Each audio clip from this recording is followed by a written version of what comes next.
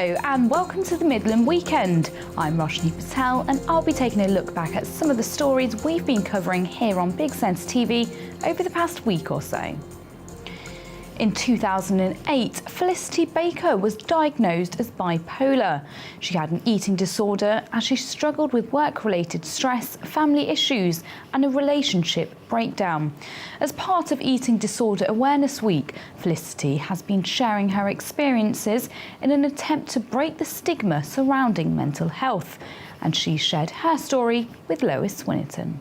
I had binged at work one day. I hadn't eaten for quite a while, binged on some desserts at work, drove 10 minutes home, made myself sick, looked at myself in the mirror, all red, face popping, just looking pretty disgusting, to be honest. And I just remember thinking, I've absolutely hit rock bottom here. I've been feeling for a long time that something was very, very wrong, but that was when I just thought something terrible is happening here, and I phoned a friend and said I need help. When she was 26, Felicity was diagnosed with an eating disorder. She believes it was triggered by pressures she was faced with during that time of her life. What I thought was a lot of women do, as most women do, is think I'll lose a bit of weight, I'll feel better, I'll like myself again. I wasn't going out with friends, I was making excuses, I'd lie to people. It was obvious I dropped 2 to 3 dress sizes. It's a fine line for somebody when they cross the line to an eating disorder, and it's very difficult to spot. Eating disorders affect 725,000 men and women in the UK. Felicity found help and she now wants to raise awareness of the illness. I think an eating disorder is very much obviously it's a mental illness, but it's very much misunderstood in terms of it being about food and weight. Food and weight are very symptomatic of the illness. However, it is much more about control and not being able to cope with your life and being in real sadness and distress. That's why eating disorders feel like prisons, because you start out thinking, I can control them, I can lose a bit of weight and life will be great, but they end up controlling you and ruling your life. There's lots of isolation going on with an eating disorder. That person will probably be less sociable. That person will have some patterns with their food of not eating in front of people, or maybe going to the bathroom afterwards to possibly purge the food. There are those things to be aware of, but it is very much of knowing an individual and knowing how they are on a normal day-to-day basis. And if you can see a change and that person seems sad or depressed or lonely, then it's something that is worth them approaching somebody over. According to the charity Beat, 1/3 of eating disorder sufferers face discrimination at work, with access to support being a common problem. Everyone at work actually congratulated me on my weight loss and they spurred me on. Then the girls wanted to know what I was eating, what I was doing that was making me lose weight, what exercises. People pick you for tips and it becomes a dangerous game, because the person with eating disorder almost feels like they're achieving something, they're actually doing what they're supposed to be doing. Not many people say, have you got 5 minutes, and sit someone down and just say, how are you today? You don't seem like yourself. Is there any way we can help you? Maybe that person might break down. I didn't, because I was never asked that. But when somebody that I worked with asked if I was okay, I did cry on them one day. And I think if you just break that out of somebody in a sensitive manner, that person can be encouraged to go to the GP. Sometimes we had occupational health at work, which actually gave me my eating disorder specialist help in the end. But that is, you can get through the GP as well. Felicity is living proof that there is life after an eating disorder, and she continues to tell her story to raise awareness. Lois Winnerton for the Midland in Coventry. Around 200 colleges were hit by strike action on Tuesday as members of the University College Union and Unison walked out in an ongoing dispute with the Association of Colleges over pay. 8 colleges were affected by the dispute in the West Midlands. Monica Plaha reports from a college in Birmingham where staff were on a picket line. Rhiannon has been a lecturer for 10 years and, like thousands of others, is finding her job harder than ever. The bosses in colleges are three-figure salaries, but they think that the way to get out of the funding crisis is just to expect hard-pressed staff to do more and more for less and less, and it's not sustainable. So we're striking for fair pay today because we're striking for sustainable future for further education. At the college here, there's been a lot of redundancies, and that's taken place across Birmingham and across the UK, really. What that means is not just an awful situation for those staff involved, but loss of places for students. Last year we had a 24% cut to adult education. We had a big wipeout of the budget for ESOL, which just means that students who could be getting into college don't have the places available for them anymore. Behind me is the South End City picket line, where you've got members from the UCU and Unison within the West Midlands. They're petitioning for fair pay as proper funding for education. Union leaders are fighting against a recommended pay freeze by the National Employers Organisation AOC. The staff here feel they've suffered a real terms pay cut of up to 17% after several years of low wage rises. What we'd like is for the AOC to come back around the negotiating table and agree a decent pay rise for the staff who are already being put under more pressure because of job cuts as well, and to look after the staff so that we can properly support our students, lecturers and support workers. They're all really demotivated and unhappy because, in all honesty, some of them are struggling to make ends meet. I mean, when you haven't had a pay rise in 3 years and actually your money has effectively gone down, it does mean that you struggle to pay the bills and things like that. And it's time that we looked after staff because they look after these students really well. And it's vital.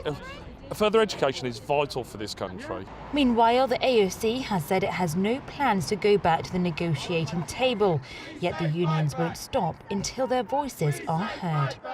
This is Monica Plaha for the Midland in Birmingham. The Labour leader Jeremy Corbyn and Shadow Home Secretary Andy Burnham were in the Midlands on Thursday, launching the party's campaign to get candidates elected as police and crime commissioners in May. I went to Willenhall. The 5th of May, the day that the face of policing across the country is decided by you. But after a disappointing turnout for the PCC elections back in November 2012, Labour Party leader Jeremy Corbyn is keen to drum up as much awareness as possible. Well, it was a new post. The elections were at a strange time of the year last time round. There was a very low turnout, and obviously any low turnout is a shame. I hope there's a much higher turnout. We've deliberately launched our start of PCC elections very early, to not yet the end of February, in order there can be a longer debate about it. But will this early launch be enough to grab the attention of the British public? After all, it's at a time when the election season takes over.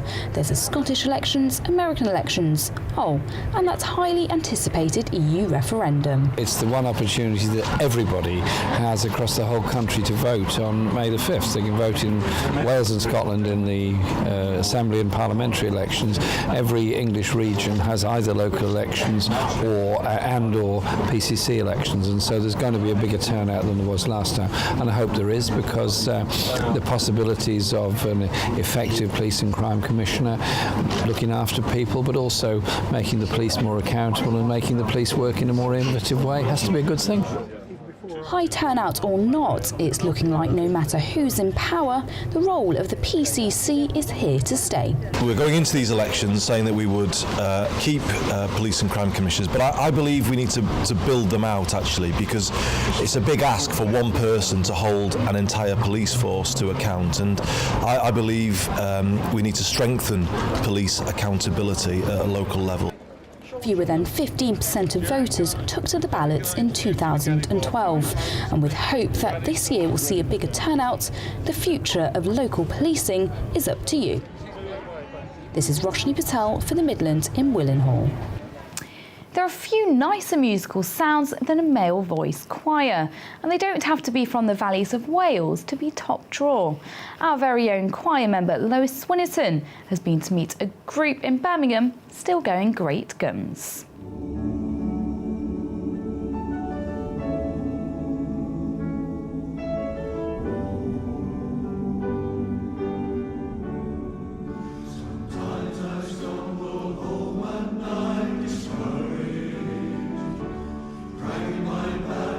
Dream singing in perfect unison. Carpenters, plumbers and headmasters, members of this choir come from all walks of life. Brought together by their motto, Friendship Through Music, Birmingham Icknield Male Choir are celebrating their 116th birthday this year. It was a wonderful thing to get to 116 years. I mean, the choir's been going obviously longer than I've been born, just about. I've been conducting it for the last almost 25 years. It's my 25th anniversary, as it were, next year. The key thing really is having people enjoy what they're doing. We don't take ourselves too seriously. We're never going to be the BBC Choir of the Year. We've no aspiration to be that. But we just really enjoy singing for singing's sake. And there's a lot of comradeship within the choir, a lot of banter goes on. We just have basically a lot of fun when we're rehearsing, and then we try to put that across in the concerts as well. And whether you're a fan of rock, classical or popular music, this choir have all bases covered. I know there are opera buffs who love opera, and I know there are sort of heavy metal people who love, and we do something of everything. We do Bohemian Rhapsody, and Nessun Dorma in the same programme we'll have. We'll do Gilbert and Sullivan, and Always Look on the Bright Side of Life. So we have a fantastic range of different types of songs. Always look on the bright side of life. The choir currently have over 40 members and are looking for a few more, but they recognise it's hard to recruit those from the younger generations. One of the problems that Melbourne's choirs have, especially nowadays in the 21st century, is that youngsters have more things to be doing. They've got all sitting there with the phones, sort of texting to each other. They've got instant entertainment, and people are not getting out and producing it for themselves. And so the recruitment becomes harder. And it's our intention that we carry on for at least another 116 years. So we're making a concerted effort to increase our membership, and we're having some success. This is their final rehearsal before their next concert on Saturday, when they'll be looking to be pitch perfect. Lois Swinnerton for the Midland in Birmingham.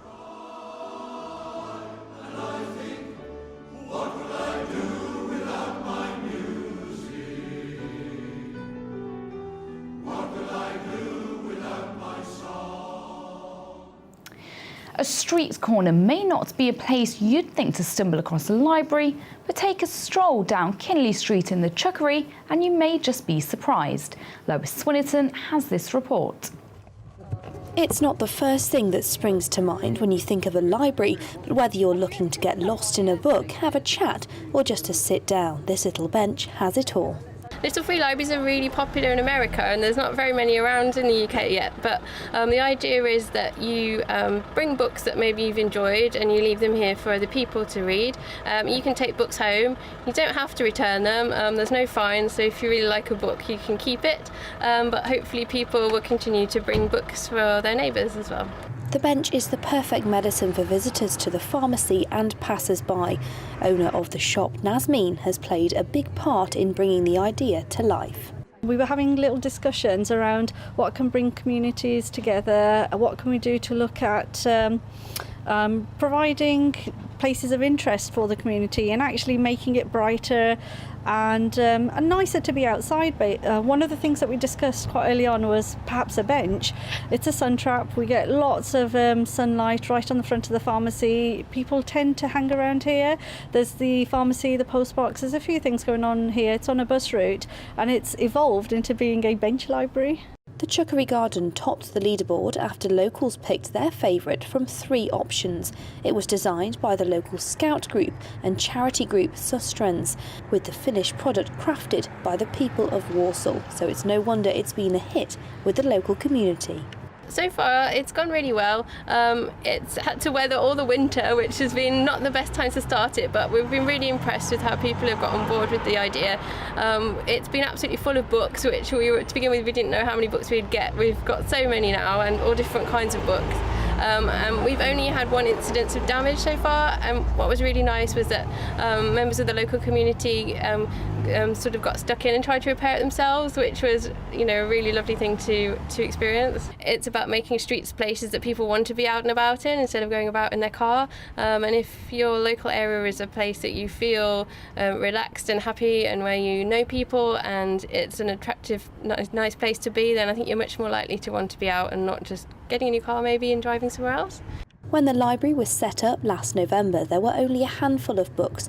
Now it's full with a book to suit every interest. I think I'm a little bit tempted by those Buffy and the Vampire Slayer books that are there. That's my childhood coming through, so I think I'm going to have a little nosy at those. But I've got some books to give, so we'll keep it going. Now not just a pharmacy, but a bus stop, meet-up spot and a place to read, this little street library is proving to be a remedy for success. Lois Swinnerton for the Midland in Walsall.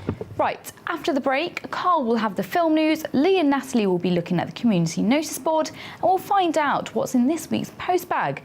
And we'll also have the latest rock news with Johnny Doom, and Des and Gary will take a look at what's on. I'll see you shortly.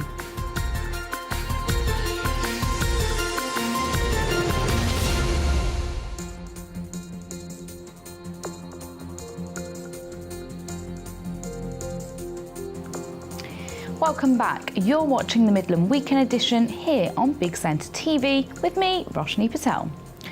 Now it's time for Johnny Doom to bring us up to date with this week's music news from the Amped studio. Alter Bridge's legendary guitarist Mark Tremonti has just unveiled new details for his next solo album. The album, entitled Dust, is due for release April the 29th via Fret 12 Records. Notably, Dust was spawned from the same recording sessions as his 4K rated 2015 album Quarterized, and was made with Eric Friedman on guitars, Wolfgang Van Halen on bass and Garrett Whitlock on drums. In other news, post-hardcore mob Black Peaks have unveiled a moody new video for their killer new song Glass Built Castles. The track's taken from their upcoming debut Statues. That's going to be released April the 8th via Easy Life. Let's look at it.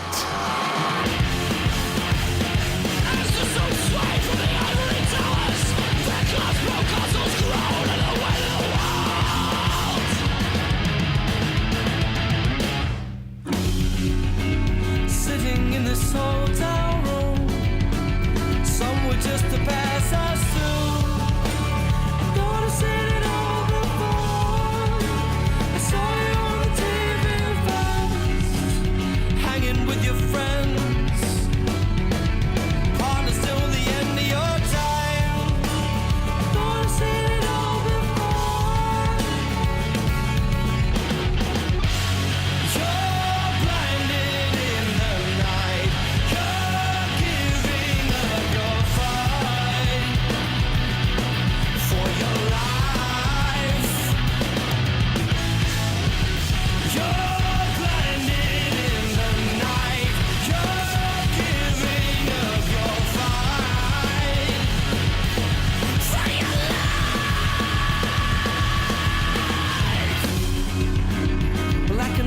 Dark night sky. Wait to see the whites of your eyes. Thought I'd seen you all before. I saw you on the TV first, hanging with your mates. Partners till the end of your lives. Thought I met you all before. In other news, Metallica have announced they're to reissue their first two albums, the classic Kill 'Em All and Ride the Lightning. That's April the 15th, the day before Record Store Day. Both the classic albums have been remastered and will be available on CD, vinyl and in deluxe box sets. The Kill 'Em All box set includes 4 vinyl records, 5 CDs, a DVD and a book of rare photos with a patch as well. while the Ride the Lightning box set includes 4 vinyl records, 6 CDs, a book of unseen photos, a mini book of lyrics handwritten by James Hetfield as well, and a set of 3 posters. Also, as you may have seen last Thursday, February the 18th, Ollie Sykes from Bring Me the Horizon caused a stir in a chaotic fashion. The British metal titans were performing at the NME Awards at London's O2 Brixton Academy when Ollie decided to jump on Coldplay's table and completely wreck it. Eventually it gave way and Ollie returned to the stage for their performance of Happy Song. But let's have a look at it.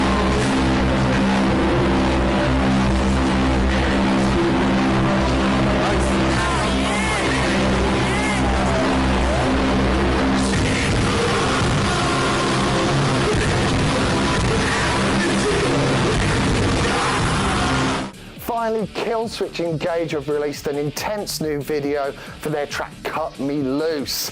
This track is taken from their upcoming album Incarnate, which is set to drop March the 11th through Roadrunner Records. Pre-orders are available from their website now, and don't forget they're going to be at Download Festival this year as well. OK, now it's time to have a look at what's on this weekend. And here they are, your friends and probably someone else's too. It's Des and Gary.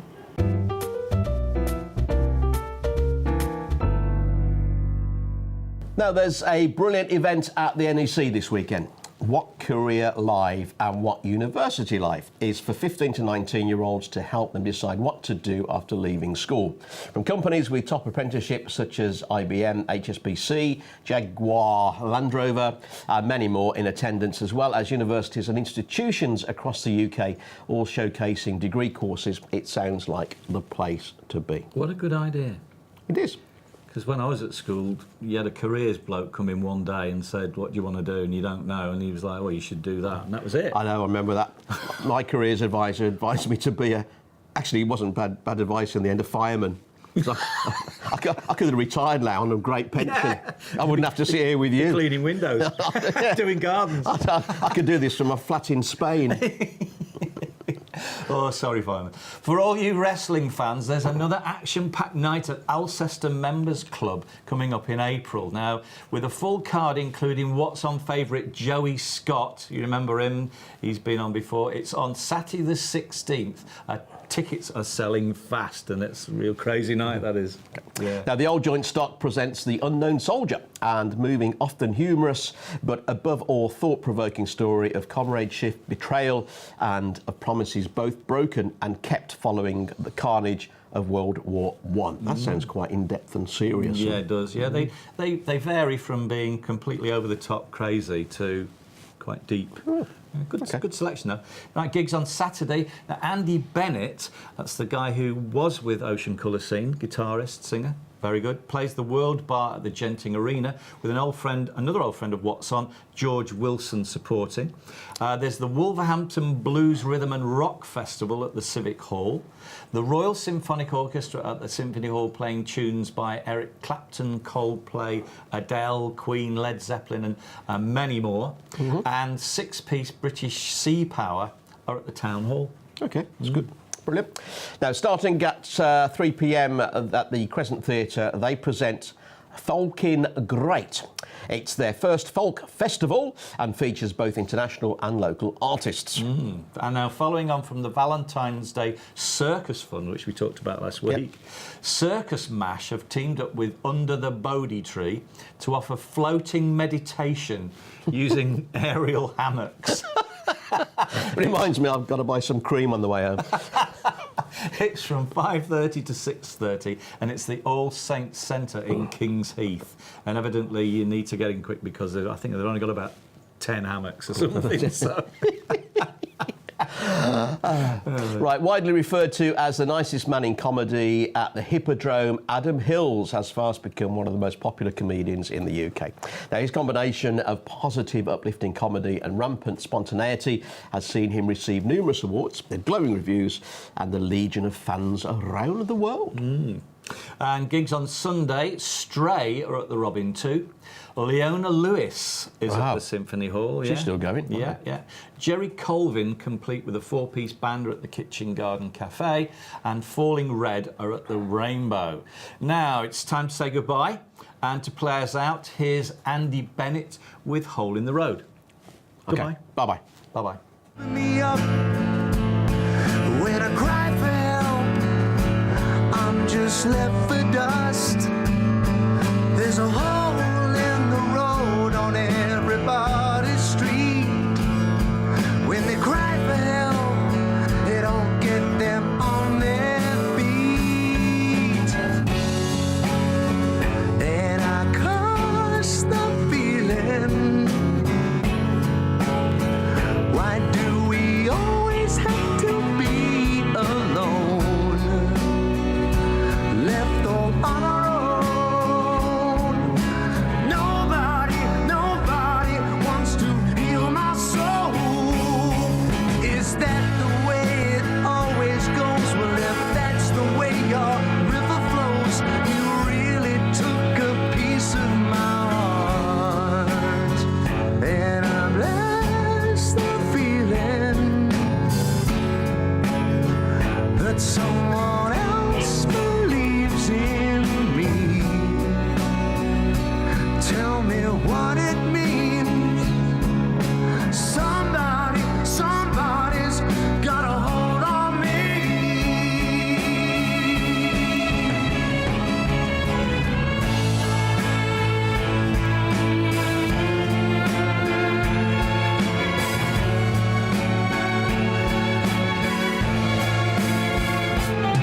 There's a hole in the road that I keep falling down. When I cry for help, I can't make a sound. And I curse the feeling.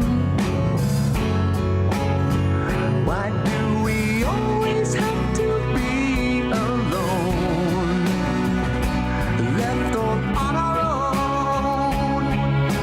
Nobody wants to heal my soul. Is that the way it always goes? Well, if that's the way your river flows, you really took a piece of my heart. And I bless the feeling that someone else believes in me. Tell me what it means. Somebody's got a hold on me. There's a hole in the road, yes, there's a hole in the road. Hole in the road, and it just keeps tripping me up. It's tripping me up. Hole in the road, yes, there's a hole in the road. Hole in the road.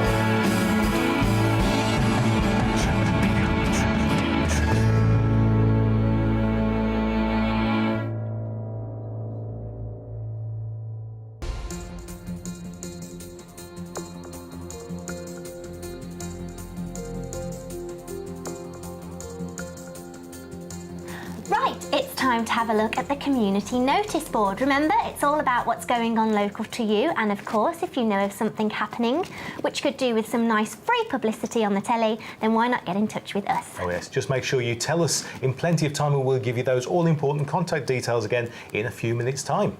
From the 2nd to the 19th of March, the Codsall Community Arts Festival is taking place.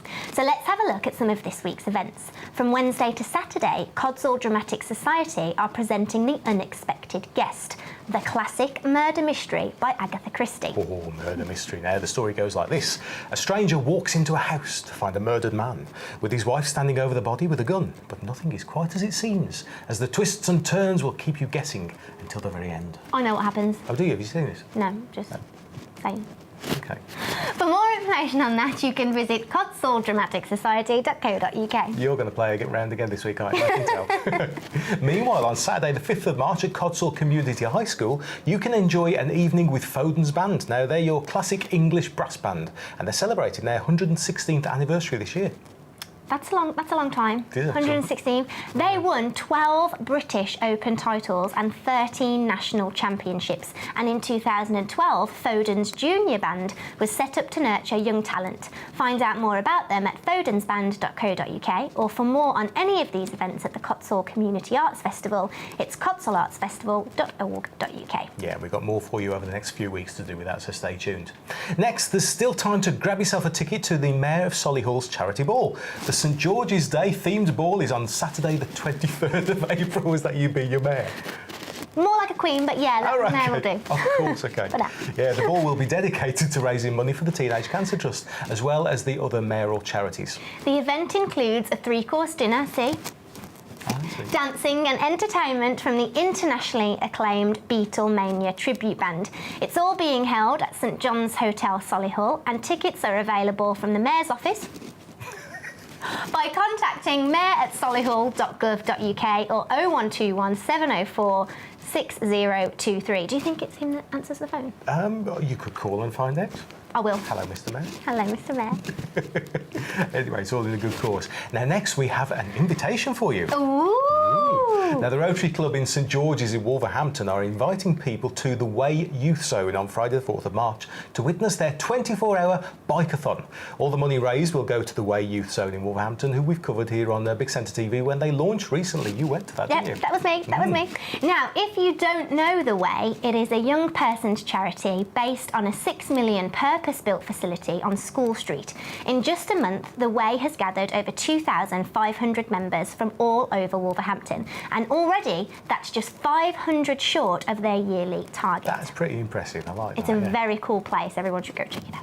Now we're talking about the Mayor again, but this time the Mayor of Wolverhampton, Ian Brookfield. Oh. Now he's going to start pedalling at 5:30, and then the team will keep on cycling through the night until 5:30 p.m. on Saturday the 5th of March. So for more information, you can check out their website. It's www.thewayouthzone.org.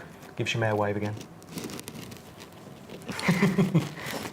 My neck of the woods now, over to there. A rabbit from Rowley Regis is the latest recipient of a Devotion Award from veterinary charity PDSA for helping his owner through a very tough time in her life. Yeah, 3-year-old Rory was nominated by his owner, Ellie Taylor, who's 18, for supporting her through a family bereavement, issues at school and her battle with anorexia. Now, Rory has been awarded a PDSA commendation for his devotion to Ellie. Ellie lost her granddad in 2011. She was having problems at school and also developed an eating disorder. So Ellie's mum, Joanne, decided to get 2 rabbits, Rory and Tiger, in the hope that having responsibility for their care would help her daughter get better. Ellie spent every day with the 2 and slowly began to feel like herself again. Sadly, Tiger died in 2012, but Ian Fleming, the PDSA's senior vet at the charity's pet hospital in Albury, presented Rory with his certificate at a special presentation last Thursday, the 25th of February. Ellie has promised that Rory will get some extra hay and lots of cuddles to celebrate. So for more information about PDSA's Animal Awards programme, visit www.pdsa.org.uk/awards. Go Rory! Yeah, we like Rory. They spell it R-O-A-R-Y. I love that. Yes, like Rory the Tiger. That's, of course, yeah. Yeah, Rory Tiger. Oh, the Friends of Dudley Hippodrome, by the way, are holding a fundraising screening of a film telling the life story of Dudley-born England and Manchester United footballer Duncan Edwards. It's taking place on Friday the 4th of March at 7:30 p.m. at the Cable Plaza Cafe on the waterfront in Brightly Hill. People across the area are being urged to make sure they are registered to vote in May's local elections. Anyone who doesn't register to vote will be unable to have their say in the local and police and crime commissioner elections, which will be held on the 5th of May 2016. Also, residents of Sutton Coldfield could miss their chance to vote for their new town councillors. Registration forms containing current details of people listed on the electoral register were sent to all Birmingham households last September. Birmingham City Council says that anyone not included on the electoral register not only loses their vote but may also have difficulty getting credit, making it difficult to get a mortgage or even a phone contract in future. Yeah, so if you need to register, then the good news is that it's quick and simple. All you have to do, go online, visit www.gov.uk/register-to-vote, register to vote, and enter your details on that website. Maybe put that up on the screen as well. That was a long one. Yeah. Community groups from across Staffordshire are being invited to join the celebrations for their county's first ever Staffordshire Day. It'll take place on Sunday the 1st of May and is set to become an annual fixture on the county's calendar. The date marks the anniversary of the creation of Staffordshire's world-famous Wedgwood Pottery Company in 1759. That's a long time ago. And as well as a host of events and special offers from many tourist attractions on the day, residents are being encouraged to get involved and organise their own community activities. And there's a host of activities for all the family lined up at Sandwell's museums as their spring programme gets underway. Everything we're about to mention opens again for the new season on Saturday the 26th of March. Craft activities, animal handling sessions, wildlife fun, junk modelling, movie storytelling and egg hunts are lined up for the school Easter holidays, with a free family fun day being held at Hayden Hill House and Oak House on Monday the 28th of March. Articulation! The mayor would be able to say that. Of course he would, yeah. Monday the 28th of March, 12 till 4 p.m. Also at the Oak House Museum in West Bromwich. You got the easy one. You can enjoy a taste of life from over the last 400 years as they celebrate a spice festival on Saturday the 2nd and Sunday the 3rd of April. There'll be live music, quizzes, trails, entertainment, craft activities and costume characters, all based around the many uses of spice. Visitors will also be able to see the Islamic decorative arts collection on display in the house. Oh, nice, yeah. Very nice. Now, the Manor House Museum in Hall Green Road is marking St George's Day with free family fun on Saturday the 23rd of April from 11 a.m. till 3 p.m. Then a medieval encampment. Not sure what that means. We'll be taking up residency at the Manor House on Sunday the 1st and Monday the 2nd of May, giving people the chance to travel back 800 years and experience life in medieval times. Guided tours of the building are available each day, running from 11 a.m. till 3 p.m. So it's essentially like you can go back to Game of Thrones. That's it, essentially, yeah. They sort of build it as it would have looked and you can just tour around it all the way around. Over to Old Hill now, and Hayden Hill House Museum is hosting a traditional 1916 village fete on Monday the 2nd of May from 12 till 4 p.m. and it's free.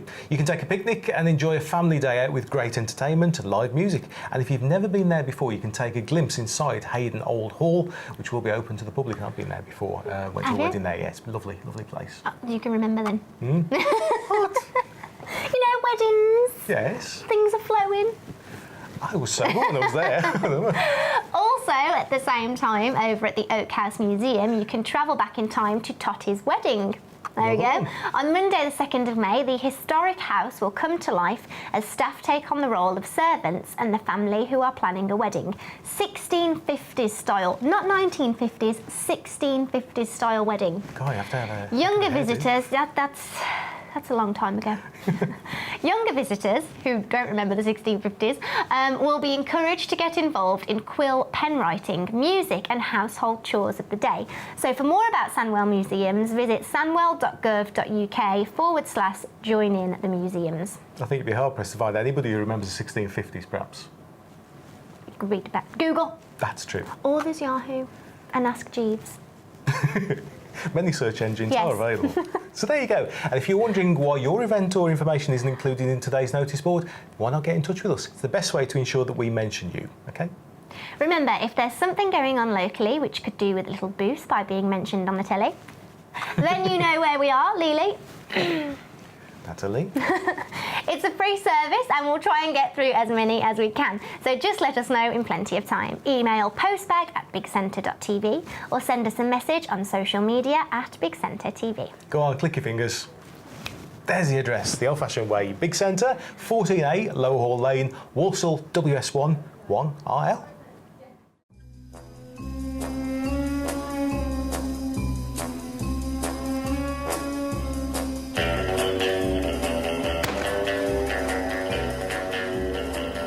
Hello Hello, it's time now to take a look at some of the week's big new cinema releases. And we start with a crime thriller called Secret in Their Eyes. Now, there's a great cast in this one, including Chiwetel Ejiofor, Julia Roberts and Nicole Kidman.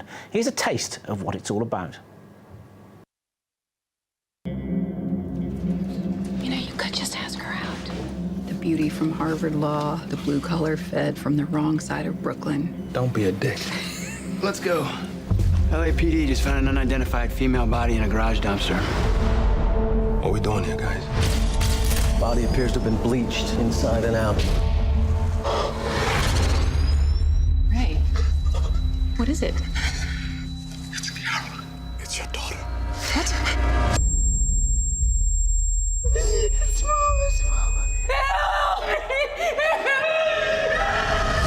This is the guy. Death penalty could be too good for them. That guy. I can't have you question him. You're letting him go, aren't you? I'm sorry. He's guilty. We can't just let him walk.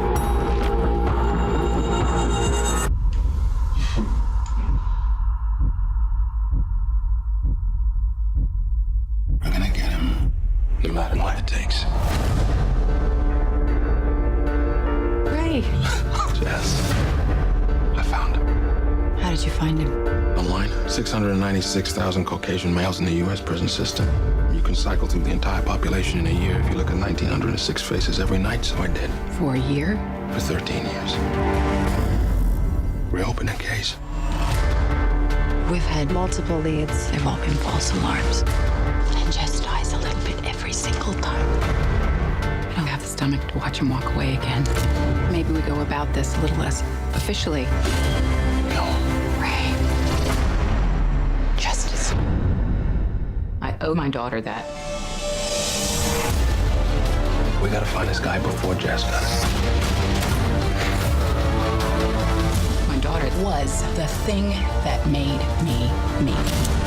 Nothing will ever change that. Wouldn't mess with Julia Roberts in a mood like that, would you? This is a decent remake of an Argentinian thriller, actually, which unfolds with dual time frames that are 13 years apart. And it tries to capture the fear and the paranoia that existed in America after the 9/11 attacks. It also packs in a few unexpected twists and turns.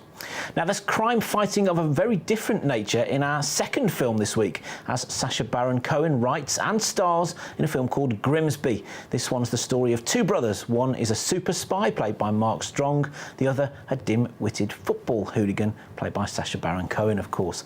Grimsby is about as lewd and crude as a 15 certificate film is allowed to be these days, but I didn't think it was a patch on Sacha Baron Cohen's best film, which for me remains Borat. The laughs in this one are a bit too predictable, and I think the worst thing really is that it didn't have a particularly good structure to the whole story. The final new release to look at this week is a film called The Forest, and this one's all about the trials and tribulations of a woman who jets off into Japan's suicide forest to try to find her twin sister and comes face to face with some pretty supernatural scares. It's the first in what we should see is a decent procession of horror films, if you like that sort of thing, which are heading to our cinemas over the next few weeks. We'll finish with a quick look at the current West Midlands box office charts. At number 10 we have Spotlight, that true story about abuse in the Catholic Church, which for me is still my favourite film I've seen this year. Number 9, Star Wars The Force Awakens is hanging on for another week. At number 8, the Oscar-tipped film The Revenant. Number 7, Ben Stiller returns in Zoolander 2. At number 6, the rebirth of Dad's Army. And at number 5, the thriller we talked about last week with Kate Winslet, that's 999. At number 4, Jack Black is running away from comic strip characters in Goosebumps. Number 3, the relationship comedy How to Be Single. At 2, for the second week, Alvin and the Chipmunks road movie. And hanging on at number 1 is the irreverent superhero film Deadpool. Don't forget, if you want some more movie news and reviews, tune into our film show Brummywood Yammywood every Friday at 10 o'clock.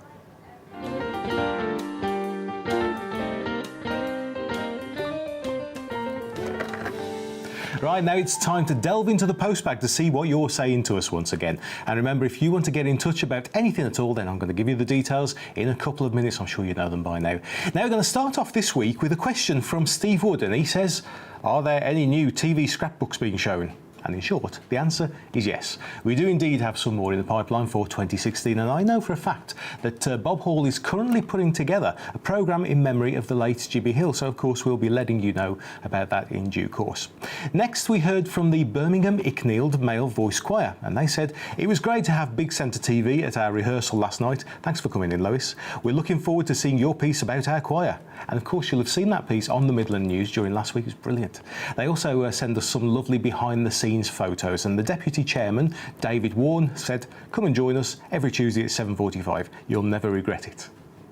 Now, if you were watching the Midland Weekend last weekend and were a bit baffled when I was cut off at the end and we went straight into a song and an interview, none more surprised than me. Anyway, let me tell you who that was. In fact, the guys being interviewed at the end of the programme were writer George Porter and composer David P. Bailey, who is a Birmingham musician.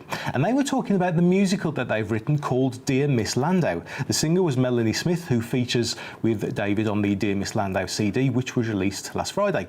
And thank you very much to the team behind Dear Miss Landau for all the details. And you can find out more about the musical at facebook.com/Dear Miss Landau Musical, all one word. Now, in brief, Pete Benton has been in touch and he said, "Just watch Postbag. Keep up the good work, Lee." Thanks very much, I'll try. On Twitter, BHX Connect said, "Big congrats to Despa Robinson. Meet the Artist show will be airing on Big Centre from April the 4th. Yeah, that's a sneak preview of one of our new shows coming up for the new season. Now, our non-league and grassroots show is continuing to stir them up.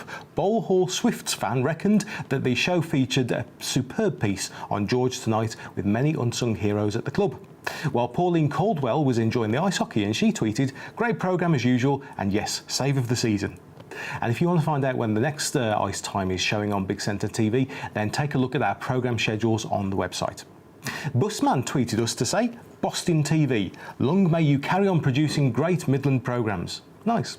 And a quick shout out to Charlotte Handley. She's tweeted, "So I've got more work experience with Big Centre TV this year. Can't wait. They're a great local TV station and lovely talented people." How kind. We'll see you soon, Charlotte. And of course, if you're interested in any work experience, or perhaps you might be interested in helping us with what we do, why don't you get in touch? Now, as you might expect, there's quite a long list, but it wouldn't hurt to get in touch now, would it? So if you want to talk to us about anything at all, what you're enjoying on the station, what you'd like to see, then on social media, that's Facebook, Twitter, Instagram, YouTube, just do a search for Big Centre TV. Or you can email us, postbag@bigcentre.tv. Or if you want to put pen to paper in the good old-fashioned way, then with a click of the fingers, there's the address. It's Big Centre TV, 14A, Lower Hall Lane, Walsall, WRS1 1RL. And of course, as always, I'll be jumping inside the good old Big Centre postbag at the same time next week. Now, I'm sure there's something else. Oh yes, you thought we'd forgotten, didn't you? But oh no, we're like elephants here, we never forget anything. Now you see, this week marks our first anniversary. Oh yes, it's been a full year since those clanging chimes announced that Big Centre TV was finally on the air. And you know, it's been quite a year. We've done some amazing things and we've met some amazing people. We've got ourselves on air in record time and we've brought you some brilliant telly. And we've calmed down those clanging chimes a little bit. Now, you wouldn't believe how many people sang along to them in the office in the early days. Anyway, as we enter our second year on air, we enter a totally new phase for the TV station. We've had a good run and, well, we're now ready for an even better run. But what of Big Centre, I hear you cry? Well, Big Centre is going nowhere. We're still going to be here with you, hopefully getting bigger and better. And starting now, you're going to see a few gradual changes and improvements to what we do. And then in April, well, have a look at this, and I'll see you soon. We're still Big Centre, you know.